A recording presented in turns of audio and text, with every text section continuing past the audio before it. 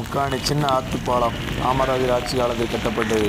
எவ்வளோ பெரிய பெருவெள்ளம் வந்தாலும் உடையாமல் கம்பீரமாக தாங்கி நிற்கும் சின்ன பாலத்தில் தொற்றவாறு தாமிரபரணி ஆற்று வெள்ளம் கடந்து செல்கிறது.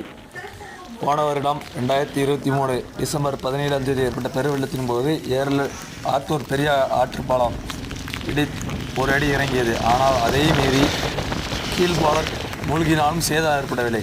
அதுபோல் இப்போதும் அதிக வெள்ளம் பெய்து போய்கொண்டிருக்கு. ஆனாலும் பாலத்திற்கு எந்தவித சேதமும் ஏற்படவில்லை என்று காமராஜர் ஆட்சி காலத்தில் பாடி கட்டிய பாலம் இன்றும் நிலைத்து நிற்கிறது.